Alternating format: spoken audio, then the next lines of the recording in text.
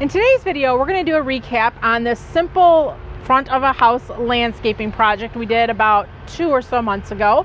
It's settling in really nicely. The plants are taking well, and I'm just excited to show you what you can do if you have just a small type of project that you need to do for the front of your house. Give you some examples of different plants you can use that will kind of give you color from early season late in the season as well. But so often we get people asking, can you just help us design the front of our house? Can you help us landscape the front of your house?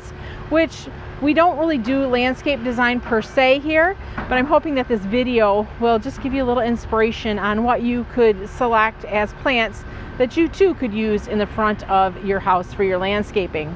Hi, I'm Heidi from Garden Crossings, and let's go ahead and dig in and take a look to see what we used in this landscape design. So for this landscape, we essentially used the layout of what was here. So you can see how there's kind of a cinder block pattern, and we just kind of redid that and made it look a little nicer. Some of the blocks were kind of broken or just kind of cattywampus. So we got everything all straightened out and looking nice. So right here by this fence, by the entrance, there essentially is kind of like 3 different window box plantings. So we utilize those for annuals. It is mid-October right now here in West Michigan. We're a zone 6A, and for our annuals still to be looking this fabulous is really, it's unbelievable. Usually things have been hit by frost by now and just really don't look great. So in this little grouping here, this is going to be just a nice place that we'll continue to use annuals year after year. On the top level, we did some Gomphrena, that's the Truffula Pink Gomphrena, and then we did some Superbells White. Now Rod packed these full of flowers because it was the end of the season that he planted this, and these were just some things that we had left, so he just jammed them in tight to really create instant impact. But when we plant these next spring, we won't need to plant near as many plants in here because they'll be able to grow and fill out throughout the season. The next row, we did some Nemesia. This is the Nemesia Bluebird. Nemesia is typically a cool weather loving annual, but with the new Nemesia that are on the market, they can handle the heat of the summer. And these were planted somewhere in August, which is the hottest time of the year here in Michigan, and they are doing great. And now that it's cooled off a little bit, that it's fall, they're just continuing to thrive and look beautiful. The next level here, we did Salvia. That's the unplugged pink Salvia, which is a great plant for the hummingbirds. And then in front of it, we planted Superbena Whiteout, and then also some Supertunias, and I think that's the Bordeaux.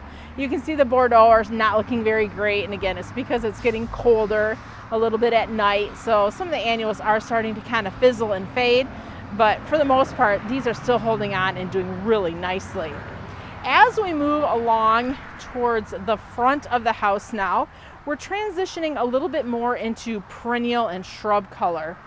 So as we kind of make this curve, we still did put a little annual in here. We have the lemon coral sedum, which is an excellent ground cover, that beautiful chartreuse yellow color. It really pops. We did put a few fountain grass kind of up there by the underground sprinkling controls. Realistically, had we planted them early in the season, they would have gotten taller and kind of hid that little spigot area there. So next year when we plant it, that will be hidden, which is kind of the goal for this space, is to hide that stuff. Making our way here in front of the house now, we have a bay window.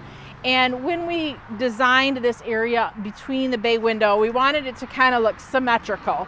So either side of the bay window going in, we use similar plants. So we'll start off here on this side. So we have a holly here, an ilex, and that's an evergreen. So that is going to always have its foliage on it, and even in the winter, it's going to be green looking. So that's going to give this area some structure in our off season. We have a few of the Dianthus Paint the Town Fancy planted up front, and these are really long blooming perennials. You can see they're still blooming here late in October, but this is just going to be kind of a nice little ground cover that, especially early summer, is going to be really vibrant when it's blooming with these beautiful magenta blooms. We have a coneflower. I believe that one is, it's a purple coneflower variety. I can't see the name on it right now. But that has been blooming beautifully for the last couple months. Pugster butterfly bush, our compact, low-growing butterfly bush. So it's only going to get about 2 foot tall at maturity. So that's just going to fill in this area really nice, giving us that mid to late summer color. Also, butterfly bush are really fragrant and smell nice, so it's also adding just a really nice scent to this space in the landscape. Making our way towards the front of the bay window, we have sprinter boxwood. So these sprinter boxwood are evergreen, so they are going to also in the winter give us a little structure in this space because they're not going to lose their leaves. When they get mature, they'll get about 2.5 to 3 foot tall, so they'll come up maybe a foot or so up onto the siding, just filling in this front space, kind of hiding that underneath of the bay window there. We then put some bubblegum supertunias here because I like to incorporate annuals into all plantings I do. And the reason is because annuals, they're giving you a consistent, always splash of color. So as your perennials or your shrubs may be transitioning, depending on where you're at in the season, those annuals give you just always something beautiful to look at. And then making our way to this side of the bay window, you'll notice how we are now repeating again the same plants that were on that side. So this essentially is like, let's say the annual section up front, that was one section to this garden look. The bay window is the second section to the garden look.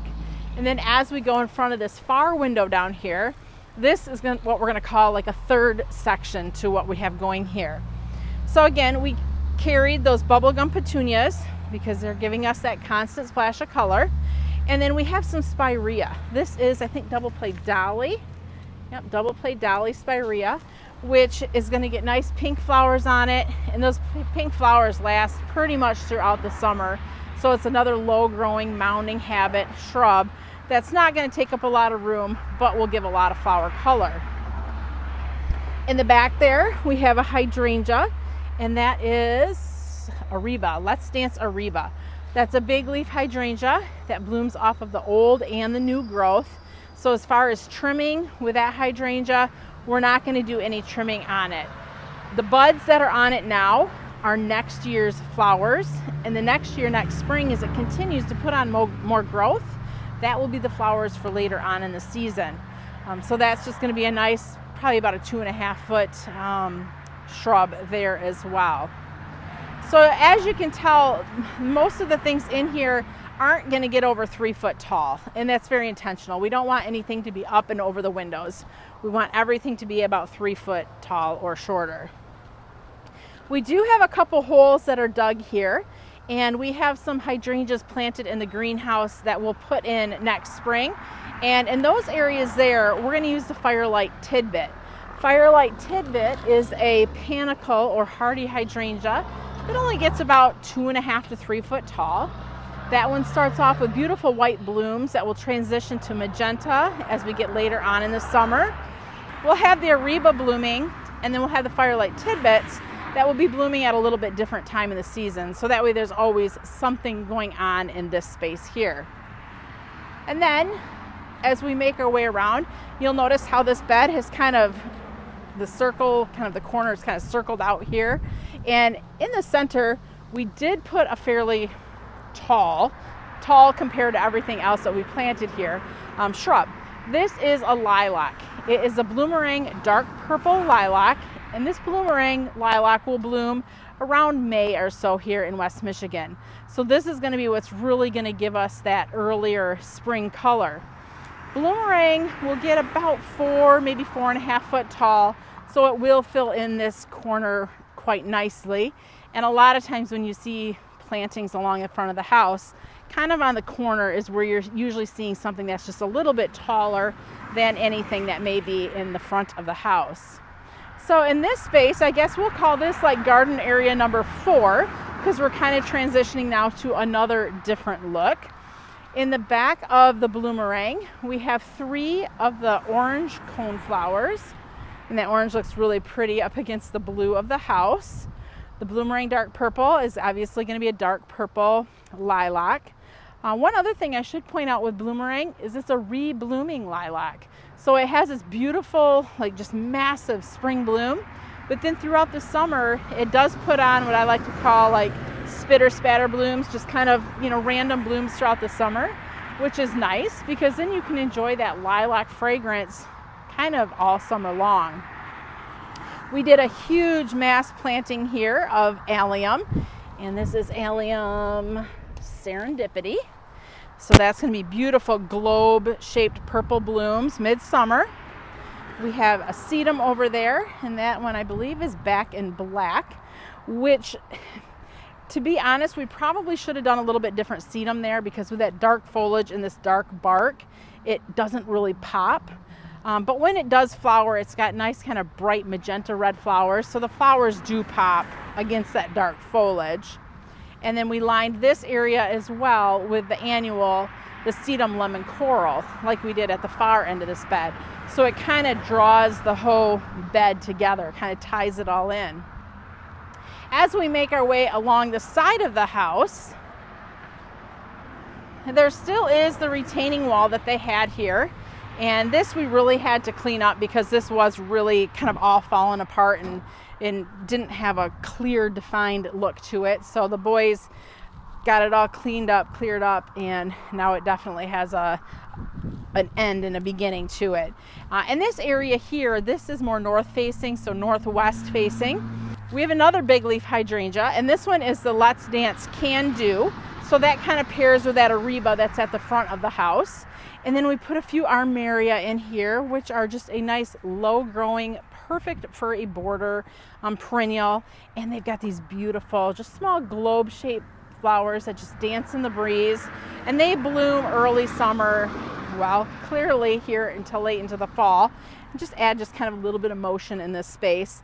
And then another Pugster blue butterfly bush, just because you can't have too many Pugster butterfly bushes, in my opinion, because they're that perfect size, only getting about 2.5 foot tall, that you can tuck them in really any place in the garden and just have a long blooming splash of color. So this area isn't quite finished. We will probably be adding a few more just small little things to take us to the end, but we've got that board there that's something that has to get covered up. So until that gets fixed, we're just going to leave this space open. So it leaves us some opportunity for planting a few more things next year. If you have any questions or comments on anything that we planted here in this landscape, or why we chose what we chose, I'd love to hear your feedback below. If you're new to our channel, I welcome you to subscribe. Thanks for watching. I'm Heidi from Garden Crossings.